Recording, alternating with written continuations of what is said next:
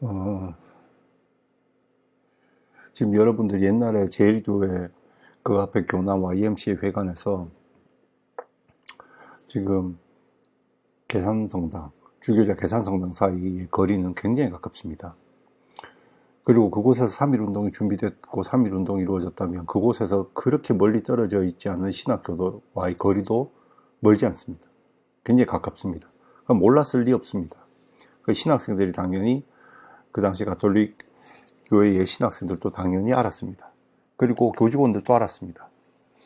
그래서 실질적으로 생각해 보시면 상식적으로 동화사가, 저 803의 동화사가 얼마나 많이 떨어져 있습니까? 그렇지만 동화사의 지방 항림 중심으로 3.1 혁명 만세에 거세게 일어나는, 동화사까지도 그것이 알려질 정도면 그 인근에 있는 지금 제1교회에서 일어나는 일을 계산성당이 모를 리가 없습니다. 그래서 실제로 그 당시에 가톨릭교회, 대구교회 가톨릭교회 신학교회 홍순일 선생이 독립선언서를 얻어가지고 태극기를 만들고 만세운동을 준비합니다. 그런데 이게 프랑스인 교장에게 들켜갖고 압수당해요. 그리고 이것이 드망지 주교에게 전해집니다. 그러니까 드망지 주교는 신학생을 집합시켜가지고 만세운동에 참가하면 신학교를 폐쇄하겠다고 합니다. 그러니까 어쩔 수 없이 순명을, 이미 신학생들이 주교에게 순명을 약속한 상황이라서 어쩔 수 없이 참여하지 않습니다. 그래도 이 신학생들이 성질이 있어가지고 수업에 거의 참석하지 않음으로써 그 불만을 표시합니다. 그리고 4월 3일 날 다시 만세운동을 시도했습니다. 근데 또 이것도 무산됩니다. 그러니까 일본의 눈치를 보던 주교는 신학생을 막을 수 없다고 생각해요. 계속 하지 마라. 이 신학교 폐쇄해버리겠다. 이렇게 해도 계속 하려고 하니까, 그래도 계속 만세운동을 하려고 하니까 안 되니까 방학을 5월 1일로 당겨버립니다. 그래서 방학 때 일어났으면 자기 책임이 아니다. 이런 식으로 해서 가톨릭 교회가 일본으로부터의 책임에서 좀 벗어날 수 있도록 하기 위해서 이렇게 합니다. 아까 성 베네딕토 수도의 학교와 비슷하죠. 방학을 당긴다는 것이 그겁니다. 자기 책임에서 벗어나겠다. 교회가 3.1 운동과는 별로 상관이 없다라는 이야기를 하려고 하는 겁니다. 그리고 이 일에 참가했던 교직원 홍순일 선생은 파면됩니다. 쫓겨내버리는 거죠. 이 대죄를 저지른 사람 아닙니까? 이 사람 대죄를 저지른 사람. 그러니까 민족운동을 하고 독립운동을 하는 게 대죄를 저지른 일이 되어버린 겁니다. 서울교구에서는 미텔 주교는 만세운동을 참가하겠다고 우는 신학생에게 차라리 신학교를 나가라고 했습니다. 그리고 참가한 것의 징계로 소품식을 연기하기도 했습니다. 그리고 주도한 학생을 실제로 퇴학시켰습니다. 가톨릭교회는 이때 가톨릭교회의 신자들은, 보통의 신자들은 지도자와 함께 독립운동할 수 없다는 것을 알게 됩니다. 이제 더 이상 과거의 서학과 같지 않습니다. 서학은 다시 이야기하지만 한국의 종교는 민중의 영성, 민중 주체의 영성, 민중 주체를 억압하는 그 부조리에 대하여 저항하는 영성적 무기가 되었는데, 더 이상 가톨릭교회 신자들은 교회 지도자들이 그러한 영성의 무기가 되어지지도 못하고 함께하지도 못한다는 걸 알게 됩니다. 그래서 그들과 함께, 종교 지도자와 함께하는 것이 아니라 이제 이웃 종교와 연합해가지고 그들과 더불어 독립운동을 참여합니다. 그러니까 종교의 이름으로 하는 것이 아니라 다른 데서는 불교 대표다, 기독교 대표다, 천도교 동학 대표다라고 하는 이런 식의 자기 종교적 정체성을 가지고도 움직였지만, 그렇게 하지 않고 그냥 남이 하는 다른 종교에서 다 기획하고 했던 것들에 자기는 그저 참여하는 겁니다. 3월 10일 황해도 해주의 만세운동이 바로 그런 만세운동입니다. 교회 차원이 아니라 그냥 자연인으로서 다른 종교가 조직하고 마련한 만세운동에 참여하게 됩니다. 그런데 3.1 혁명에 참가한 그리스도교 신자들이 전혀 없던 건 아니고 다수의 신자들이 자연인으로 참여합니다. 근데 그 신자들은 또 어떤 사람이냐면 공소 신자들이에요. 큰 성당의 신자들이 아닙니다. 큰 성당의 신자들은 주교들, 그걸 대죄라고 그러니까 겁이 나서 참여하기 어려울 거 아닙니까? 3.1 혁명에 참가했다가 그걸 대죄라고 그거 하면은 일반적인 성도들은 많이 겁이 날 거 아니에요. 그런데 공소에서는 선교사들의 통제 빈도가 약하고 강도도 약한 이런 곳에서는 3.1 혁명에 대부분 많이 참석했습니다. 근데 이것도 참 서글픈 일입니다. 참석하고 나서 그걸 대죄라는 말을 들었으면 마음속에 갈등이 생기는 분들도 있었을 것이고, 마땅히 해야 하는 일을 하면서도 마음속에 힘겨움을 경험하는 분들이 반드시 있었을 거거든요.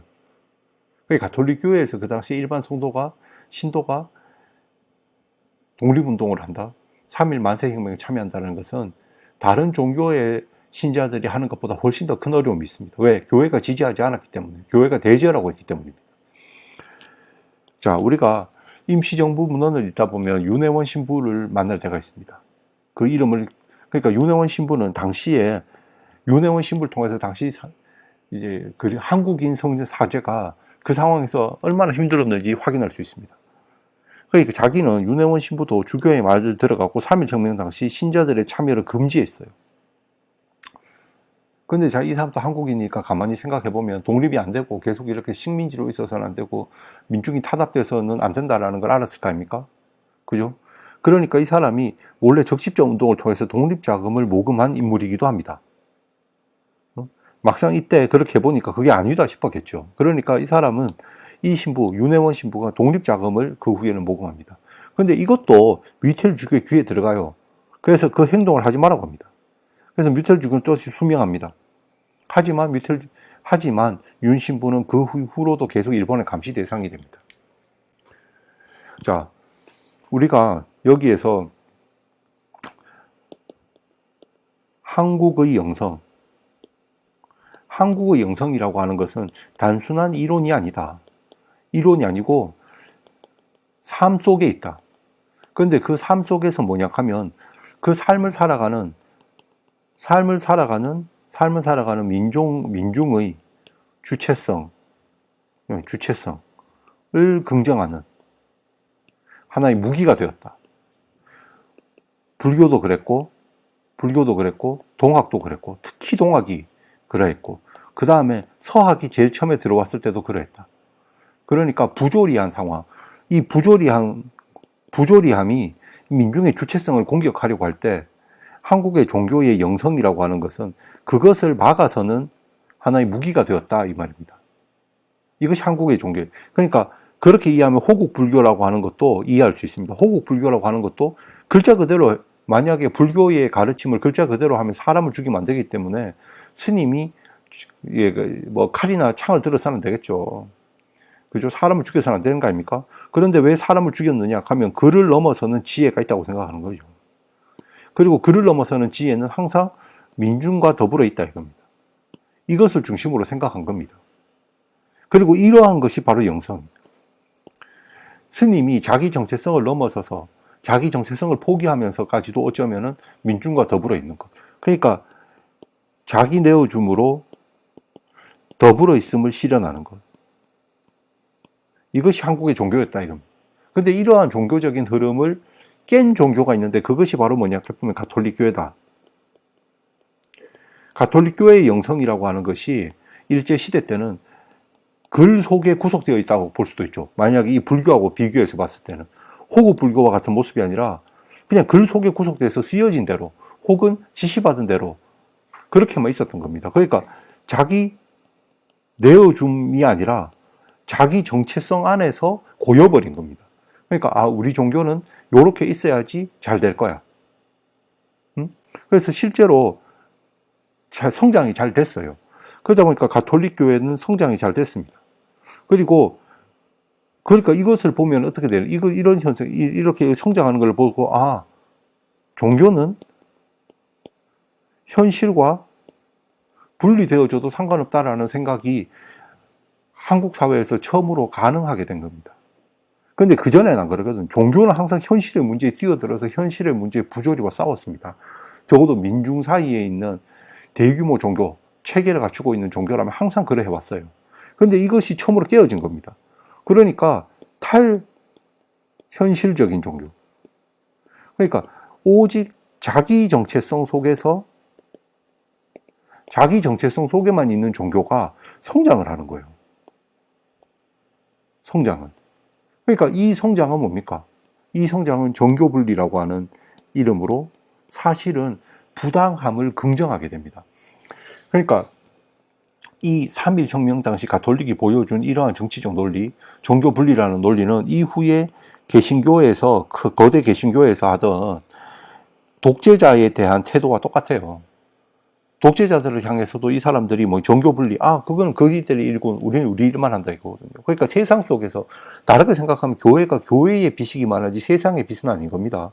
세상이 빛이 되려고 하면 종교분리를 하면 안 돼요. 그죠?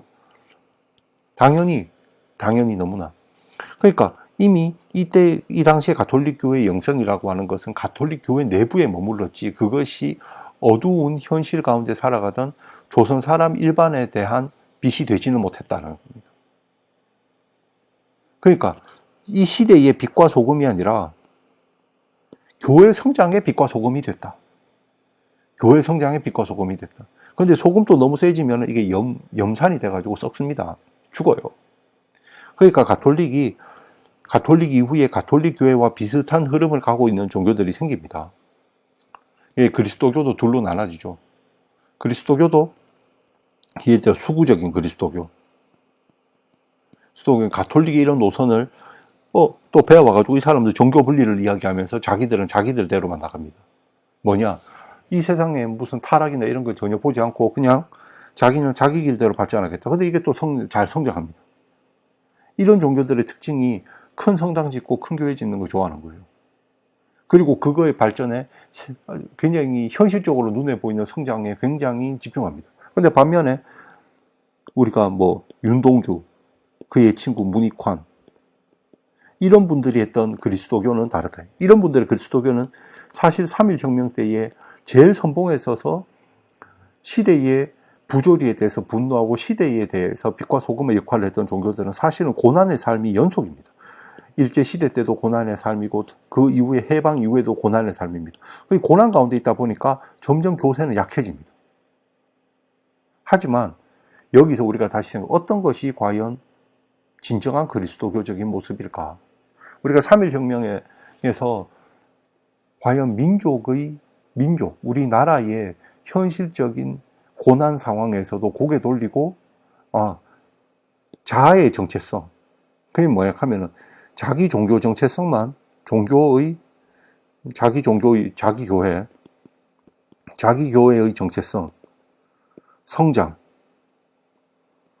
이런 것만 보고 있으면 이것이 정말 제대로 된 것인가? 아니면 그 밖으로 나아가서 이 현실의 부조리함에 대해서 분노하고 싸우는 것이 제대로 된 것인가?